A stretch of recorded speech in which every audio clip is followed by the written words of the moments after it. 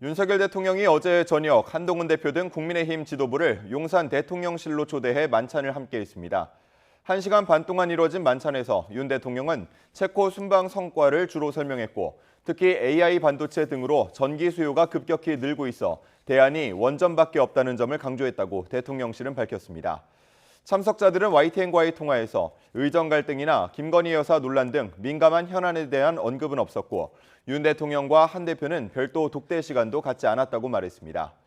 다만 한 대표는 만찬 뒤 대통령실 관계자에게 대통령과 현안을 논의할 자리를 잡아달라며 독대를 재요청한 것으로 전해졌습니다. 이에 대해 대통령실 고위 관계자는 독대를 공개적으로 요청하는 건 이상하고 면담 요청이 더 맞는 표현으로 보인다며 불편한 심기를 드러냈습니다.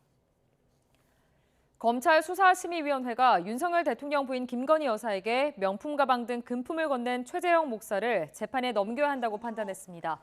수사심의위원회는 어제 오후 2시부터 대검찰청에서 현안위원회를 열고 8시간 넘게 비공개 심의를 벌인 끝에 최 목사의 청탁금지법 위반 혐의에 대해 위원 8대 7의 의견으로 기소를 권고했습니다. 이와 관련해 검찰은 두 차례 수사심의위원회 권고를 참고해 최종 처분을 결정하겠다고 밝혔습니다.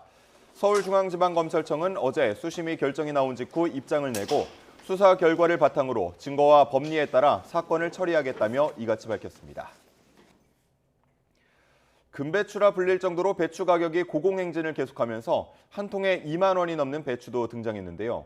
정부가 모레부터 중국산 배추를 들여오기로 했습니다. 단 소매 시장이 아닌 외식업체와 식자재 업체 등에 공급될 예정입니다. 농림부 관계자의 말 직접 들어보시죠. 동북 삼성이라든지 이런 쪽이 고온으로 배추 작황이 그렇게 좋지는 않은 상황입니다. 그래서 저희가 그런 것들을 감안해서 저희가 준비를 하고 수입 물량의 경우에 이 가정 수요를 이렇게 커버하지는 않습니다. 아까 제가 말씀드린 대로 외식업체나 식자재 업체, 그래서 저희가 가정 수요라든지 이런 부분들을 충족시키기 위해서 조금 그 실제 산지 유통인이나 농협이 보유하고 있는 물량을 좀 조기에 시장에 공급될 수 있도록 출하 장려금 지원을 조금 지속하고요. 그리고 대형마트에서도 좀 할인 지원을 저희가 조금 더 지속을 10월 2일까지 지속을 하고. 어제 오후 5시 30분쯤 서울 경부고속도로 서초 나들목 인근 서울 방향 도로를 지나던 버스 한 대에서 불이 났습니다. 승객을 포함해 버스에 타 있던 15명이 모두 대피해 인명피해는 없었습니다. 현장에 긴급 출동한 소방은 10분 만에 진화를 마쳤습니다. 이스라엘군이 레바논의 친이란 무장정파 헤즈볼라를 대규모로 폭격하는 북쪽의 학살 작전을 이틀째 이어갔습니다. 헤즈볼라도 이스라엘 군사시설에 로켓 수십 발을 쏘면서 반격에 나서 지난 2006년 이후 18년 만에 양측의 전면전 위기가 고조되고 있습니다. 레바논 보건부는 이틀간 이스라엘의 폭격으로 인한 사망자가 어린이 50명을 포함해 558명, 부상자는 1,835명으로 늘었다고 발표했습니다. 축구대표팀 홍명보 감독이 사령탑 선임 과정에서 불공정이나 특혜가 있었다고 생각하지 않는다고 강조했습니다. 국회 증인으로 출석한 홍명보 감독은 국민의 공분을 일으켜 대단히 죄송하다면서도 사퇴할 뜻은 없다고 선을 그었습니다. 홍 감독의 말 직접 들어보겠습니다. 의원님, 지금 저희는 월드컵 예선을 코앞에 놓고 있습니다. 그러니까 예선을 코앞에 두고 그 문제가 아니라요.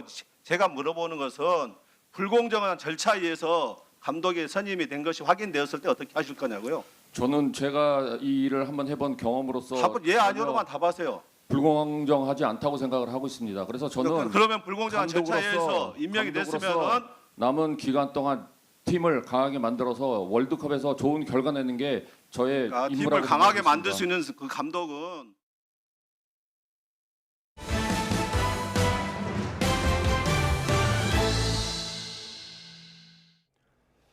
윤석열 대통령과 국민의힘 지도부가 어젯밤 용산 대통령실에서 만찬을 함께했습니다.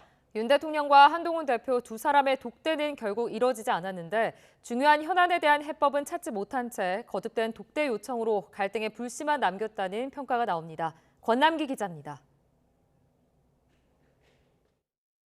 윤석열 대통령과 한동훈 대표 등 국민의힘 지도부와의 만찬은 1시간 반 남짓 진행됐습니다.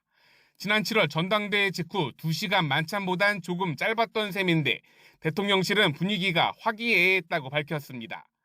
윤 대통령이 한동훈 대표를 우리 한 대표라고 부르며 좋아하는 음식을 준비했다고 말하는 등 한 대표에 대한 애정을 드러냈던 겁니다. 한 대표도 만찬 중간 윤 대통령의 건강을 걱정했고 앞서 관심을 끌었던 의대 증언이나 김건희 여사 의혹 등 쟁점 현안 관련 발언도 나오지 않았던 것으로 전해집니다. 하지만 두 사람 갈등에 대한 여권의 우려를 불식시키기엔 부족하다는 평가도 나옵니다. 30명 가까운 참석자가 있었던 만큼 독대는 물론 윤 대통령과 한 대표 간 의미 있는 대화가 오가지 않았을 가능성이 크기 때문입니다. 여기에 만찬 직전까지 독대를 둘러싼 당정 간 신경전도 계속됐고 실제 독대 역시 이뤄지지 않았습니다. 만찬 참석자들은 차분하고 조용하게 진행됐다. 두 사람이 특별한 얘기는 없었다며 분위기를 전했습니다. 만찬 자리에 올라온 화제도 체코 원전이나 국정감사, 여야 관계 등에 그쳤던 것으로 알려집니다. 두 사람이 러브샷을 하고 한 대표를 외롭게 하지 말라고 당부했던 2달 전 만찬 때보다 화합의 분위기가 덜한 모습입니다. 대통령실은 지난번과 달리 영상 없이 일부 사진만 공개했습니다. 국민의힘! 한 대표는 만찬 직후 대통령실 고위 관계자에게 현안들을 논의할 자리를 잡아달라며 재차 윤 대통령과의 독대를 요청한 것으로 전해졌습니다. 하지만 대통령실에선 독대를 공개적으로 요청하는 건 이상하다며 곧바로 불편한 심기를 내비쳤습니다. 이번 만찬이 두 사람 사이 갈등을 해소하는 계기가 되지 못하고 서로의 입장을 확인하는 데 그쳤다는 평가가 나옵니다. YTN 권남기입니다. 이른바 만찬 독대를 둘러싼 여권 내 갈등 양상은 쉽게 봉합되지 않는 분위기입니다. 특히 친윤계와 친한계 사이 팽팽한 신경전이 펼쳐지고 있는데요. 한동훈 대표의 리더십이 도마 위에 올랐다는 분석이 나옵니다. 임성재 기자입니다. 만찬회동 당일에도 한동훈 대표의 독대 요청 보도를 둘러싼 여당 내 잡음은 좀처럼 수그러들지 않았습니다. 대통령실의 사실상 거절 의사를 기폭제로 친윤계와 친한계의 신경전이 격화되고 있는 겁니다. 친윤계는 대통령과의 차별화를 위해 각을 세우는 모습을 자꾸 노출하는 건 스스로에게도 부담이 될 거라고 목소리를 높였습니다. 한동훈 대표도 대통령실에서 공개적으로 독대를 받아주지 않는다라고 하니까 결국은 이거 신뢰가 없는 거다. 리더십이 좀 문제가 있나. 또 이런 굉장히 좋지 않은 이미지를 심어주고 있거든요. 여당의 최우선 순위는 정부의 성공인 만큼 차기 대권을 위한 내부 분열을 용인할 순 없다는 취지인데 비윤계에서도 한 대표를 향한 쓴소리가 나왔습니다. 분명한 거는 이런 독대를 요청했다는 것 자체가 언론을 통해서 기사화된다는 것 자체가 정상은 아닙니다. 한 대표는 그러나 여당 대표가 대통령에게 독대를 요청한 게 보도되면 안 되는 사실이냐고 반문했습니다. 일부러 독대 요청 사실을 언론에 흘린 사실이 없을 뿐더러 알려진다 해도 흠집내기로 보긴 어렵다는 반박입니다. 여당 대표가 대통령에게 독대를 요청했다는 사실이 보도되면 안 되는 사실입니까? 흠집내기나 모욕 주기로 느껴지시나요? 저는 그렇게 생각되지 않는데요. 친한계 역시 중요한 건 의정 갈등 해법 모색 등 눈앞에 놓인 현안이지 형식이나 절차는 곁다리에 불과하다며 한 대표를 거들었습니다. 형식이 또는 절차가 국민들께서 원하는 많은 이 여러 현안들을 논의해야 되는 내용을 바꾸고 내용에 앞서갈 문제인지는 저는 좀 다시 생각해 볼 필요가 있다고 생각합니다. 여권 내 독대 논란이 일면서 윤 대통령과 여당 지도부의 만찬이 시작도 전에 김이 샜다는 냉정한 평가가 적지 않습니다. 당정 갈등을 봉합하기 위해 우선은 물밑에서 협상하고 조율해 결국은 보이는 성과로 이어져야 한다는 지적도 나옵니다. YTN 임성재입니다. 더불어민주당이 당내 의원들끼리 찬반을 나눠 공개적으로 금융투자소득세 토론회를 열었습니다. 예정대로 내년에 시행해야 한다, 아니다, 일단 유예해야 한다는 의견이 팽팽하게 맞섰는데 국민의힘은 시행도 유예도 아닌 폐지를 재차 촉구했습니다. 정인용 기자입니다. 민주당 자체 금투세 정책 토론회는 시작부터 소란이 일었습니다.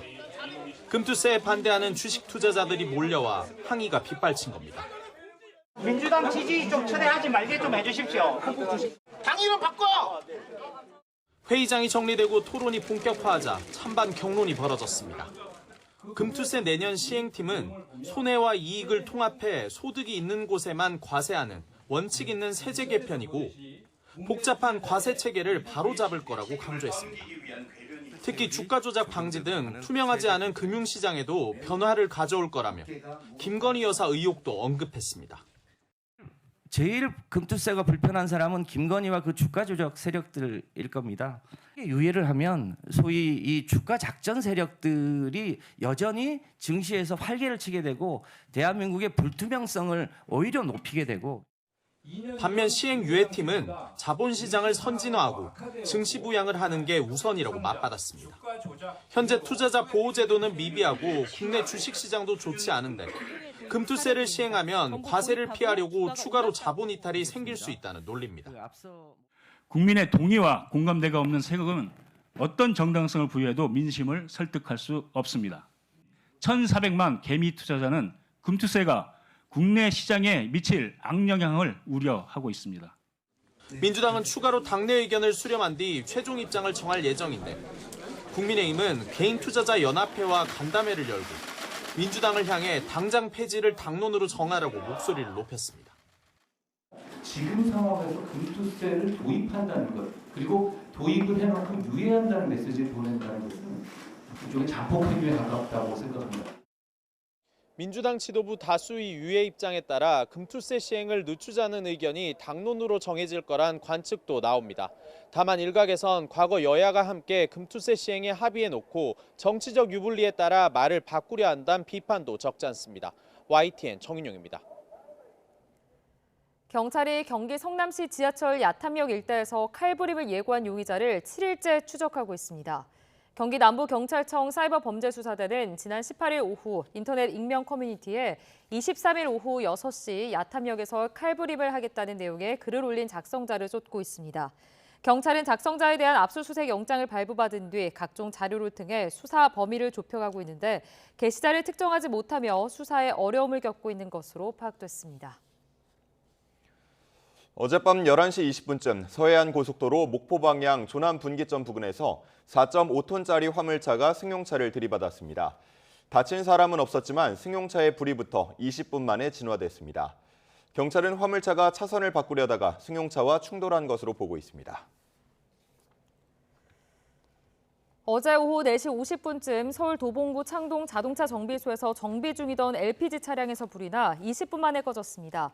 50대 정비소 직원이 얼굴에 화상을 입고 병원으로 옮겨졌는데 생명엔 지장은 없는 것으로 파악됐습니다. 문이 잠기지 않은 남의 차를 몰래 운전하고 파손까지 시킨 10대들이 경찰에 붙잡혔습니다.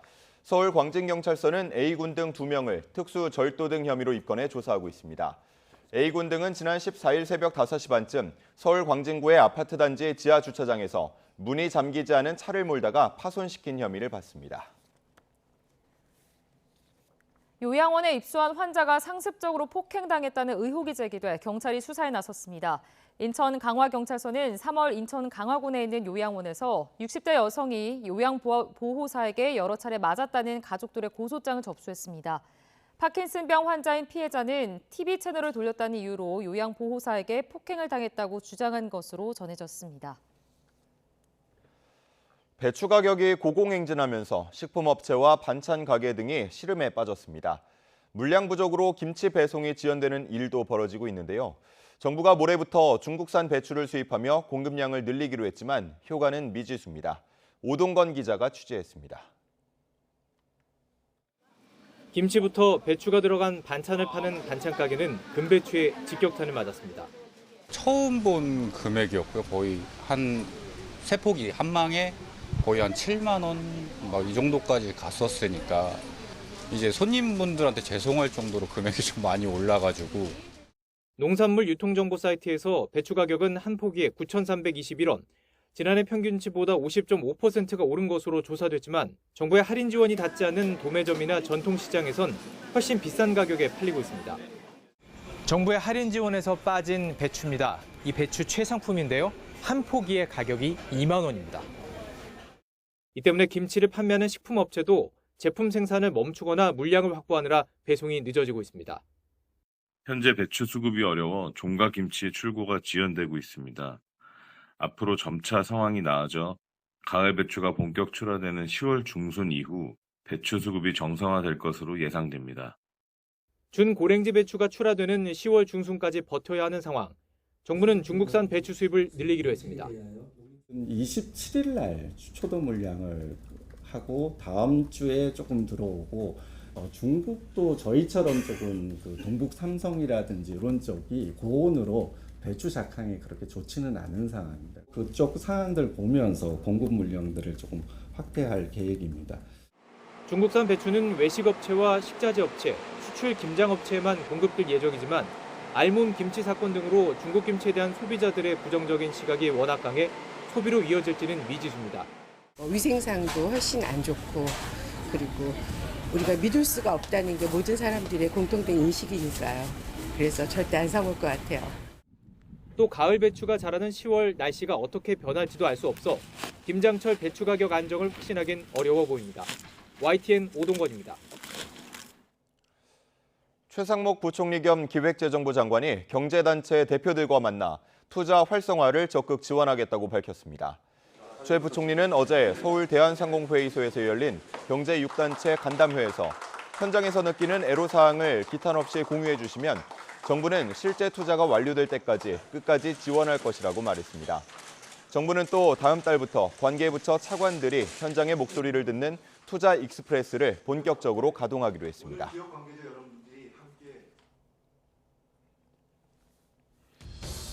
한 줄 뉴스입니다.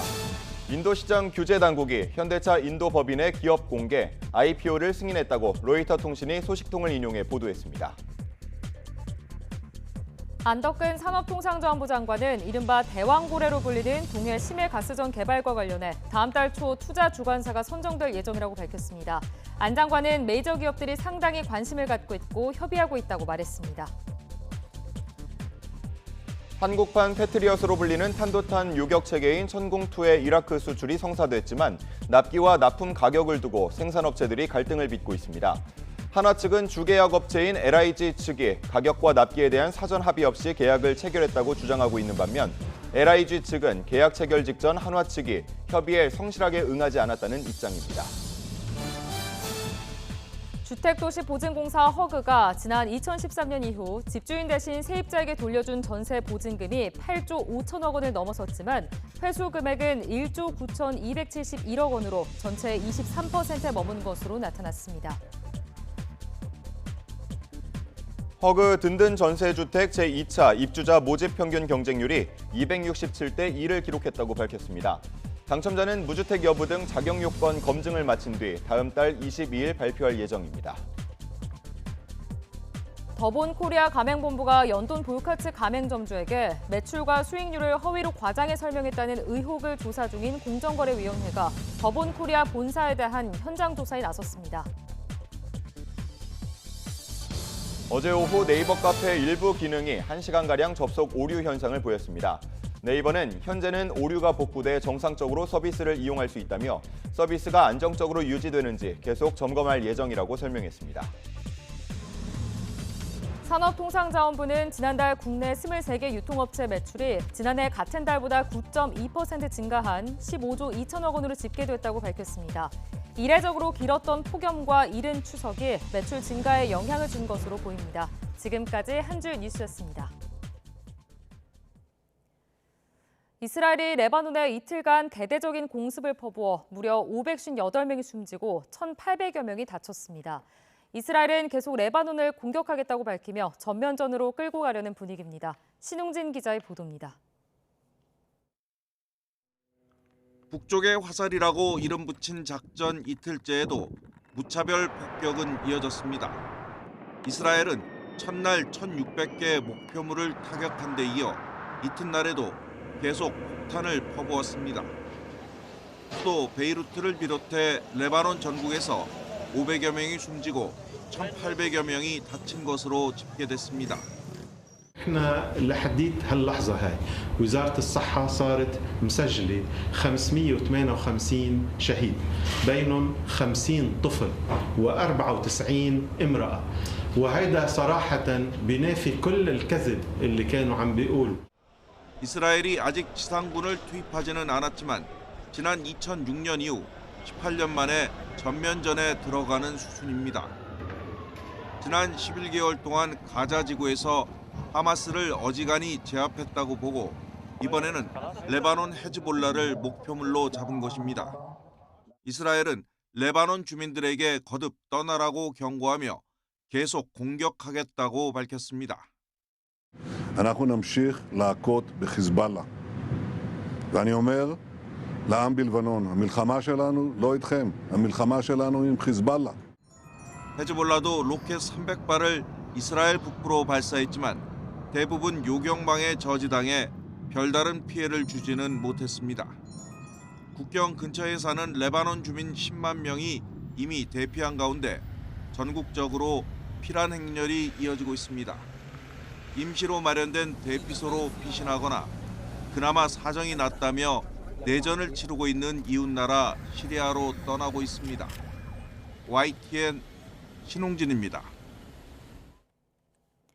조 바이든 미국 대통령은 임기 마지막 유엔 연설에서 우크라이나와 중동 전쟁 등 지구촌 곳곳의 분쟁을 끝내야 한다고 강조했습니다. 바이든 대통령은 뉴욕 유엔 본부에서 열린 유엔 총회 연설에서 우크라이나가 전쟁에서 이겨 자유를 지킬 수 있어야 한다며 정의롭고 항구적인 평화를 얻을 때까지 지원을 중단하지 않을 것이라고 밝혔습니다. 또 이스라엘과 헤즈볼라 간 전면전은 누구에게도 도움되지 않는다며 중동 지역 평화와 안정을 위한 노력과 휴전 협상 타결을 촉구했습니다. 미국 정부가 전면전 위기가 커지고 있는 레바논을 서둘러 떠나라고 자국민들에게 거듭 촉구했습니다. 존 커비 백악관 국가안보회의 소통보좌관은 ABC 방송에서 이스라엘과 헤즈볼라의 교전이 격화하고 있다며 이같이 권고했습니다. 커비 보좌관은 미국인들이 떠나는 데 이용할 수 있는 민간 선택지가 아직 남아있다며 이런 선택지를 이용할 수 있는 지금 떠나야 한다고 말했습니다. 이스라엘이 당초 예상과는 달리 단기간에 헤즈볼라를 거세게 몰아붙이는 건 안보에 대한 인식이 바뀌었기 때문입니다. 헤즈볼라를 정리한 이후 시리아와 예멘 등으로 전선을 확대할 가능성이 큽니다. 권영희 기자가 전해드립니다. 이스라엘은 확전 우려에도 아랑곳하지 않고 레바논 전역에 융단 폭격을 가했습니다. 헤즈볼라의 전력이 예상보다 대수롭지 않다고 판단하고 있습니다. אנחנו בעצם לוקחים כאן תשתיות לחימה שחיזבאללה בנה במשך 20 שנה. הדבר הזה הוא דבר משמעותי מאוד. 지난해 10월 하마스 기습 이후 이스라엘의 안보 인식은 완전히 바뀌었습니다. 이전엔 미사일과 로켓 공격에 대비해 방어력을 강화하고 군사력을 키우는 것에 주력했습니다. 그러나 이제 국경지대에 무장 세력들이 존재하는 것 자체를 위협으로 간주하고 이를 몰아내려는 공세적인 작전을 펼치고 있습니다. Those rockets and missiles are aimed directly at our cities, directly at our citizens. To defend our people against Hezbollah strikes, we must take out those weapons. 가장 큰 걸림돌인 이란과의 직접적인 군사 대결은 가능성이 거의 없어졌습니다. 전력 차이가 엄청난 데다 이란은 미국 그리고 다른 아랍 국가들과 관계 개선을 우선시하고 있습니다.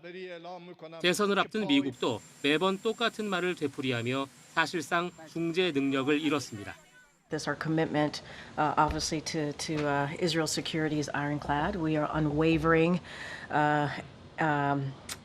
waving against all Iran-backed threats, including Hezbollah. 가자에서 하마스를 토벌한 이스라엘은 현재 레바논 헤즈볼라에 집중하고 있습니다. 이후 악의 축으로 불리는 세력으로 전선을 옮길 가능성이 크다는 관측이 나옵니다. 골란 고원을 사이에 두고 분쟁을 겪고 있는 시리아 친이란 무장 세력이나 예멘 후티 반군 등이 주요 대상입니다. 이스라엘의 폭주를 멈출 수 있는 수단은 내부의 전쟁 반대 여론과 어려워진 경제 상황뿐이라는 분석까지 나오고 있습니다. YTN 권영입니다. 한국계 미국인을 포함해 미국 내 아시아계 유권자 3명 중 2명은 카멀라 해리스 부통령을 지지하는 것으로 나타났습니다. 아시아와 하와이 원주민, 태평양 제도 주민 유권자 단체가 최근 실시한 여론조사를 보면 해리스 부통령은 66%의 지지를 받아 28% 지지를 얻은 트럼프 전 대통령을 크게 앞섰습니다. 지난 상반기 조사 때 바이든 대통령이 기록한 46%의 지지율과 비교하면 해리스 부통령의 지지율은 20%포인트 급등한 것으로 집계됐습니다. 대선 후보 호감도 조사에서는 해리스 부통령에 대해선 62%가 호감이라고 답했지만 트럼프 전 대통령에 대해서는 70%가 비호감이라고 답변했습니다. 투표 참여 의향은 상반기 때 68%대보다 오른 77%를 기록했습니다.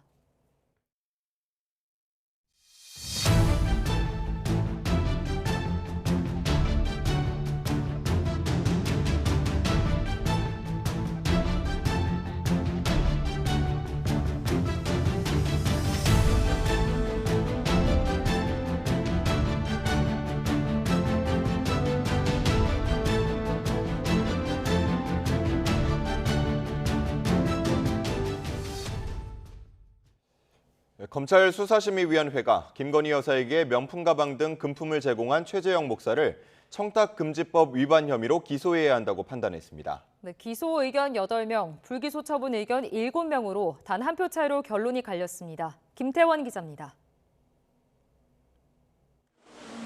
김건희 여사에게 명품 가방과 화장품, 양주 등 금품을 건넨 최재형 목사를 재판에 넘겨야 한다는 검찰 수사심의위원회 결정이 나왔습니다. 수사심의위원회는 비공개 현안위원회를 열어 심의한 끝에 최 목사의 청탁금지법 위반 혐의에 대한 기소를 권고하기로 의결했습니다. 15명의 위원 중 공소제기 의견이 8명, 불기소 처분 의견이 7명, 단 한 표 차이로 결론이 갈렸을 정도로 치열한 논의가 오간 것으로 알려졌습니다. 함께 안건으로 올라간 명예훼손 혐의에 대해선 공소제기 1명, 불기소 처분 14명 의견으로 최 목사의 주거침입과 공무집행 방해 혐의에 대해선 만장일치로 불기소 처분을 권고했습니다. 오후 2시에 시작된 회의는 밤 10시 15분쯤까지 8시간 넘게 이어졌는데 수사팀과 최 목사 측이 각각 3시간, 2시간 20분가량 의견을 개진하며 팽팽히 맞선 것으로 전해졌습니다. 앞서 김 여사 수심위에서 의견 진술 기회를 얻지 못했다며 반발했던 최 목사는 직접 심의에 참석하지 않았고 전문적인 법조인 출신의 민간인들입니다. 그런 분들의 그 날카로운 질문에 제가 혹시 최재형 목사 스스로 그냥 자동 반사적으로 변명을 하거나 내 죄를 방어할까 봐 그런 염려도 있고 최 목사 측 변호인이 추가 영상 증거 등을 제출했습니다. 이번 수심위 결과는 이원석 전 검찰총장 직권으로 지난 6일 열린 김 여사 수심위에서 김 여사에 대해 불기소 공고를 내렸던 것과 반대 결과입니다. 수심위에서 엇갈린 결과가 나오면서 이르면 이번 주 명품 가방 사건을 마무리하려던 검찰 고심도 깊어질 전망입니다. YTN 김태원입니다. 이렇게 수심위가 최재형 목사에 대해 기소 의견을 권고하면서 검찰의 셈법이 복잡해졌습니다. 검찰은 일단 김건희 여사와 최재형 목사에 대한 2차례 수심위 결과를 참고해 사건을 처분하겠다고 밝혔는데 논란은 이어질 전망입니다. 홍민기 기자입니다. 명품 가방 사건의 핵심 쟁점은 최재형 목사가 김건희 여사에게 전달한 선물의 직무 관련성 여부였습니다. 앞서 검찰 수사팀과 김 여사 수사심의위원회는 최 목사의 선물이 김 여사와의 만남을 위한 수단이었고 지인의 국립묘지 안장 등 청탁도 구체적이지 않거나 대통령의 직무와 관련이 없다며 김 여사에 대해 불기소 결론을 내렸습니다. 반면 선물 전달은 청탁을 위해서였고 대통령의 영향력은 국정 전반에 걸쳐 포괄적인 만큼 직무 관련성도 인정된다는 것이 최 목사 측 주장이었습니다. 최 목사 수심위도 이를 받아들여 명품 가방 등이 윤석열 대통령의 직무와 관련 있는 청탁을 위해 전달됐다고 판단했습니다. 어떤 내용의 청탁을 해서 직무 관련성 인정되는 것이 아니라 두 사람과의 관계에 초점을 맞춰야 된다. 그런 취지로 주장을 했고 같은 행위에 대해 엇갈린 직무 관련성 판단을 받아든 검찰의 셈법은 복잡하게 됐습니다. 청탁금지법에는 공직자의 배우자에 대한 처벌 규정이 없는 만큼 김 여사의 불기소 처분은 바뀌지 않을 거라는 전망도 있지만 변호사법 위반이나 알선수재 혐의를 다시 들여다봐야 한다는 여론이 높아질 수 있습니다. 윤석열 대통령이 가방 수수 사실을 알고도 공직자의 신고 의무를 다하지 않았다는 논란도 고개를 들 수 있습니다. 다만 수심위 결과는 권고사항에 불과한 만큼 검찰이 계획대로 김 여사와 최 목사 모두 불기소할 가능성도 적지 않습니다. 서울중앙지검 수사팀은 두 차례 수심위 결과를 참고하고 증거와 법리에 따라 사건을 처분하겠다고 밝혔습니다. YTN 홍민기입니다.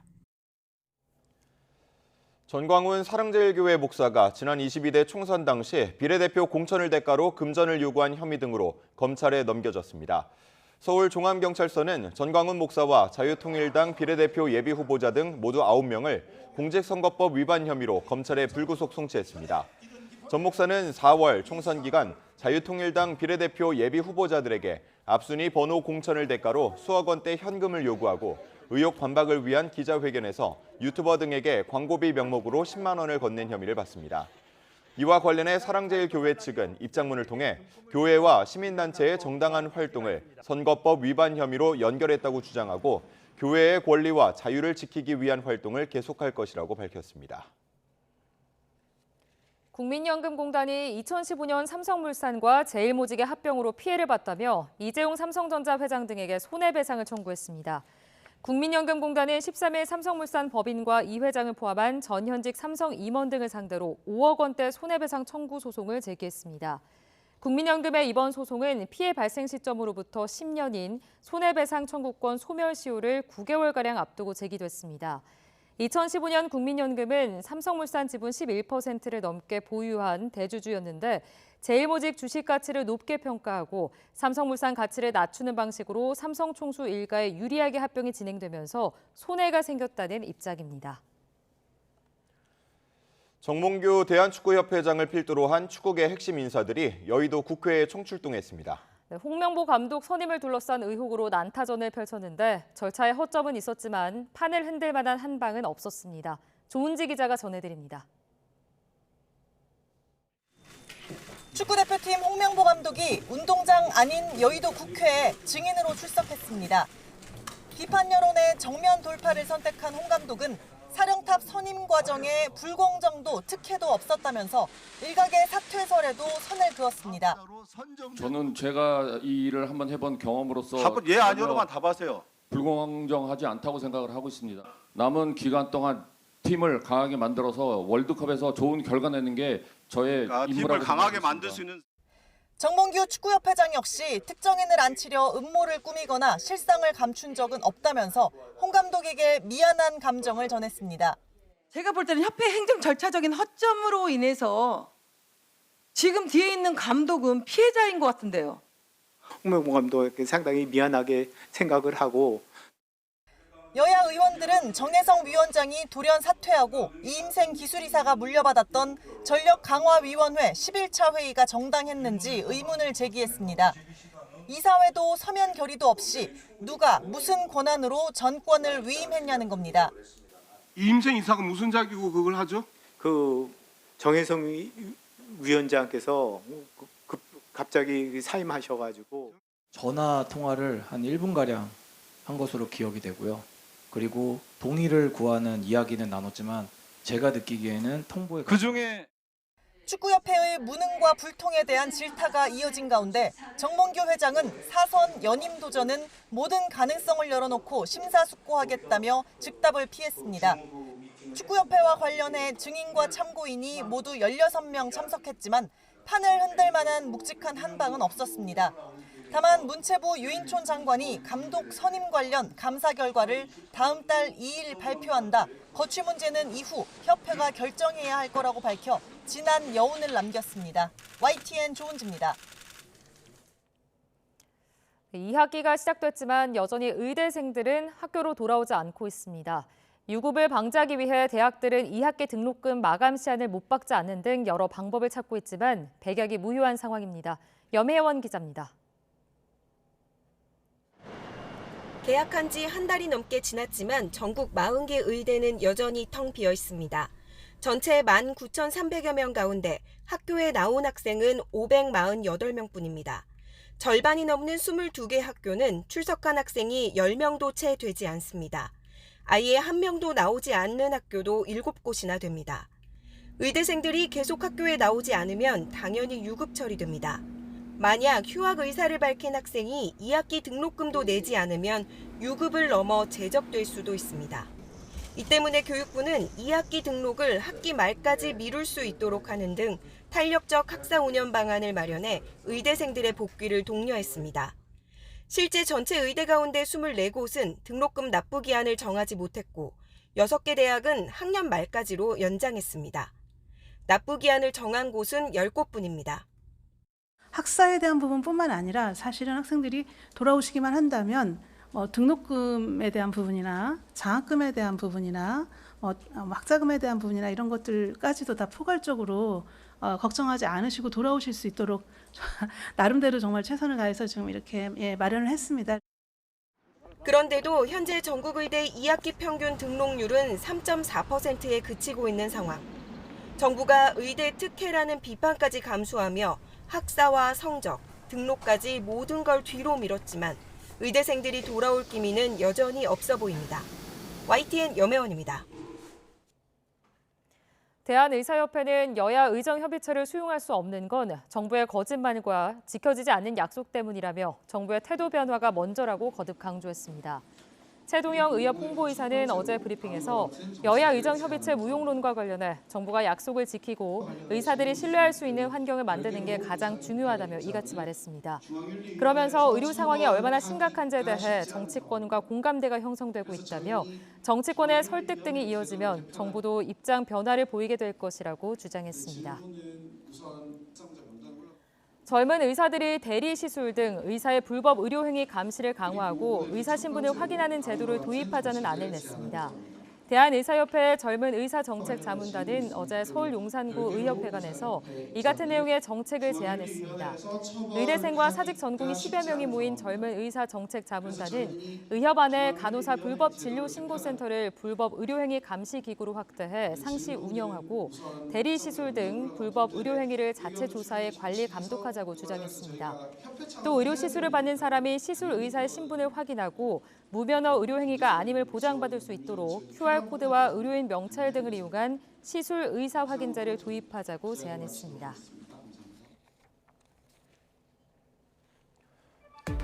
오늘의 주요 재판입니다. 차교근 조국혁신당 의원을 직위 해제한 법무부 처분이 적절했는지 따지는 소송의 2심 결론이 오후 2시에 나옵니다. 법무부는 차 의원이 김학의 전 법무부 차관의 불법 출국 금지 사건에 연루돼 재판에 넘겨지자 직위를 해제했는데 앞서 1심 재판부는 차 의원이 직무에 종사하는 게 공정성을 저해할 위험이 있다고 보기 어려웠다며 처분을 취소하도록 했습니다. 같은 시각 6.25 전쟁에 참전한 아버지가 뒤늦게 순직 처리됐다는 사실을 25년 만에 알게 된 유족이 국가를 상대로 낸 소송에 2심 선고도 진행됩니다. 지난 2월 1심은 유족들의 손을 들어주며 국가가 1억 원을 배상하도록 했습니다. 혼성 듀오 어쿠스틱 콜라보가 지난 2022년 소속사를 상대로 낸 손해배상 청구 소송 결론 역시 오후 2시에 나옵니다. 어쿠스틱 콜라보는 소속사가 최저 시급보다 적은 정산금을 줬다고 주장하지만 소속사는 이를 부인해온 것으로 알려졌습니다. 오후 4시부터는 방송인 박수홍 씨의 출연료 등을 빼돌린 혐의로 기소된 친형 부부 항소심 재판이 열립니다. 오늘 재판에는 친형 회사에서 근무한 세무사가 증인으로 나설 예정입니다. 북한 김정은 국무위원장의 친형 김정철이 에릭 클랩턴에 얼마나 열광했는지 그 흔적을 게릴라 뉴스가 추적하고 있는데요. 오늘은 김정철이 에릭 클랩턴의 서명이 들어간 시그니처 기타를 긴급 구매하고 다양한 기타 용품과 악보도 사들인 내용을 보도합니다. 김승재 기자입니다.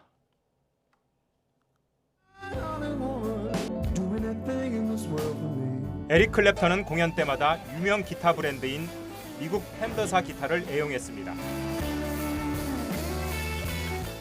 지난 2010년 5월 31일 김정철이 유럽 대사관 직원 미스터 A에게 보낸 것으로 추정되는 지시사항입니다.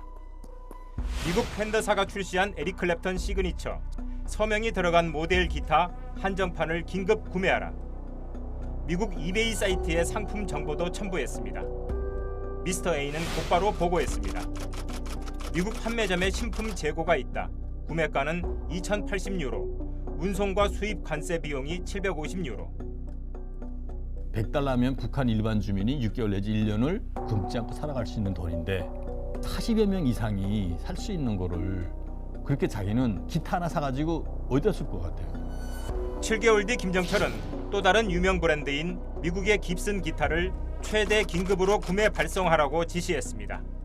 반드시 진품이고 클랩턴 수표, 즉 서명이 새겨져 있어야 한다면서 구체적인 모델 명칭을 첨부했습니다. 미스터 A는 장문의 조사 결과를 보고했습니다.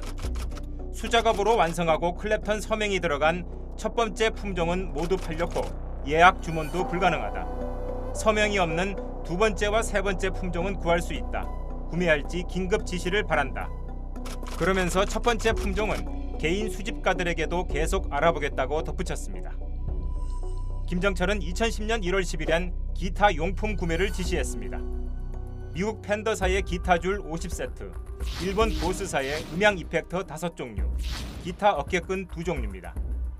김정철은 이듬해 3월에는 클랩턴의 새 앨범인 클랩턴을 비롯해 7개 악보집 구매를 지시했습니다. 미스터 A는 출판사에 직접 주문했는데 한 달 정도 걸릴 것 같다면서 각 악보집의 평양 도착 예정일과 수송비를 포함한 전체 비용을 보고했습니다. YTN은 목요일 밤 9시 유튜브 콘텐츠 북한 탐사에서 김정철이 긴급 구매한 에릭 클랩턴 기타와 악보 등의 소식을 전해드립니다. YTN 김승재입니다. 조현동 주미대사는 미 대선을 전후해 북한의 중대 도발 가능성이 있다며 정부는 한미 간 빈틈없는 정보 공유와 대응 공조로 24시간 대비 태세를 유지하고 있다고 강조했습니다.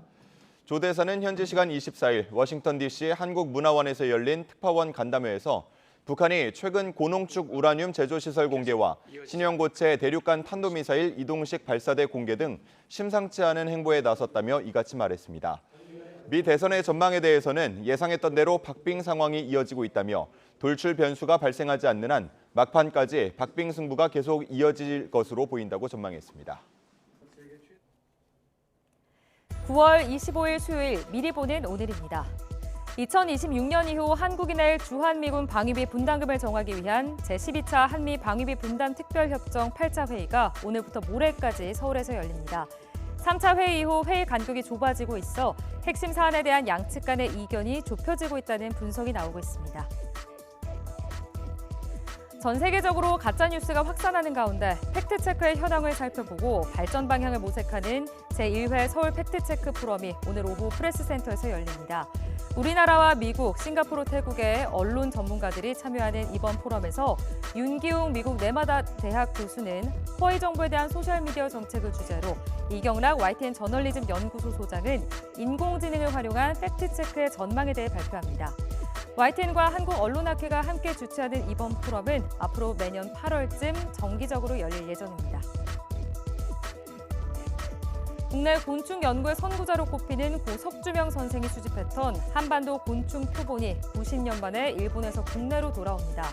환경부 소속 국립생물자원관은 오늘 일본 후쿠오카에 있는 규슈 대학으로부터 석주명 선생이 지난 1930년대에서 40년대까지 한반도에서 수집한 곤충 표본 120여 점을 기증받는다고 밝혔습니다.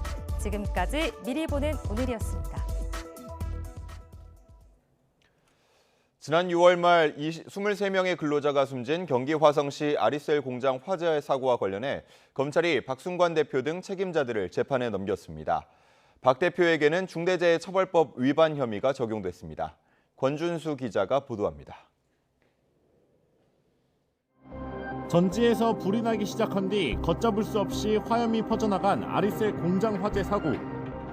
경찰과 고용노동부의 수사 이후 사고 석 달여 만에 검찰이 책임자들을 재판에 넘겼습니다.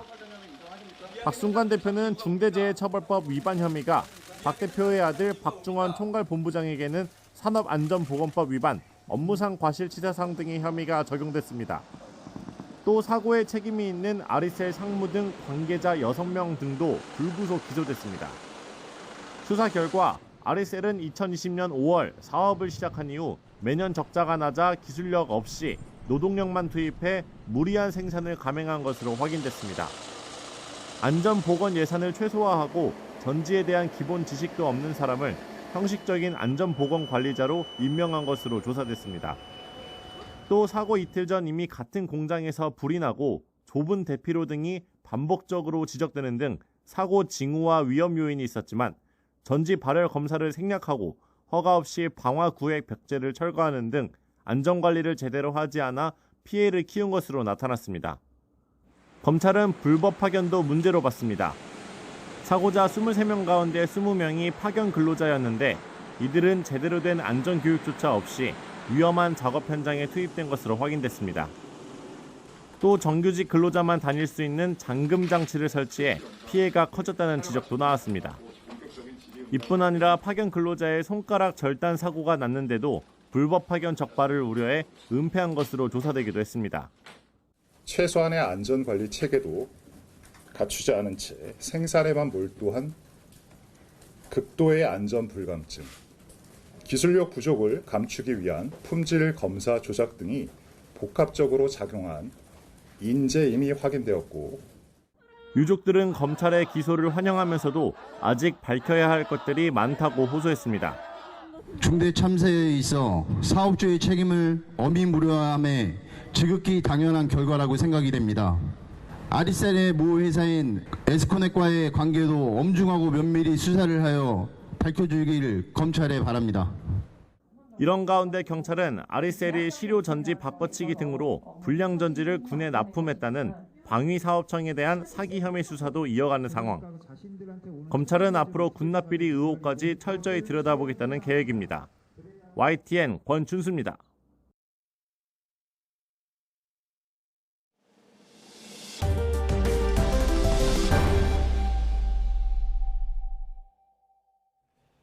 약물 또는 술에 취한 운전자가 내는 사고에 대한 우려가 커지고 있지만 이를 단속하고 처벌할 관련 법규에는 허점이 있는 것으로 조사됐습니다. 팩트 추적 취재 결과 현행 도로교통법에는 마약이나 향정신성 의약품 등 각종 약물이 운전자의 상태에 미친 영향을 측정하는 구체적 기준 자체가 없는 것으로 파악됐습니다. 사고 발생 뒤에야 강제할 수 있는 마약 검사에 대비해 향정신성 의약품이 포함된 처방전을 갖고 다니는 사례까지 나타나고 있습니다. 음주운전 사고를 내고 도주한 뒤 술을 더 마셔 정확한 혈중 알코올 농도를 측정하지 못하게 하는 이른바 술타기 수법이 성행하는 등 음주운전 단속 피하기 꼼수 역시 고개를 들고 있습니다. 전문가들은 약물 투여 의심 운전자에 대한 단속 강화와 음주 측정 방해 목적의 추가 음주에 대한 처벌 규정 신설 등 제도 보완이 시급하다고 지적합니다. 오늘 밤 방송되는 YTN 탐사보도 프로그램 팩트 추적은 법규의 사각지대를 노린 약물, 음주운전의 실태를 살펴보고 해외 사례 등을 통해 근절 대책을 집중 모색합니다.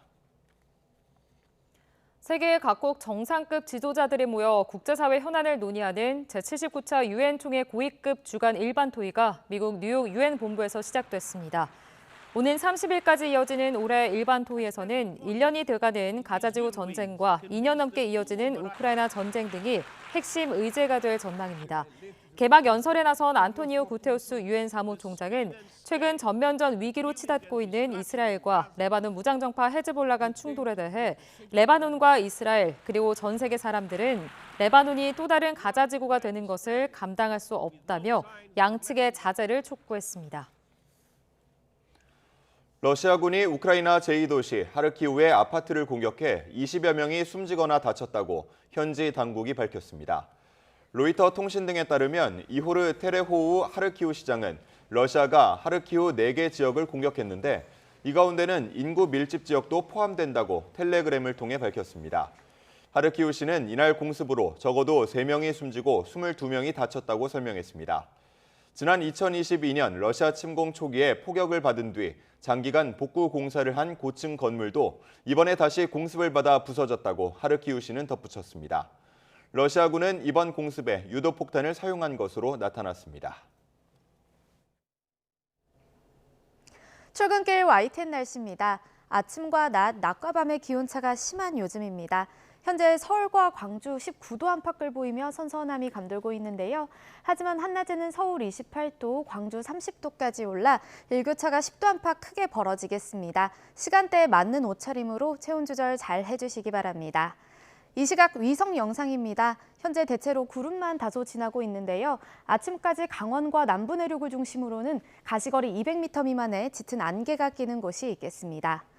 오늘은 하늘이 차차 흐려지겠고 오후부터 인천과 경기 북부, 영서 북부, 남부 해안가와 제주도를 중심으로는 5에서 20mm의 비가 조금 내리겠습니다. 서울에도 빗방울이 떨어지는 곳이 있겠습니다.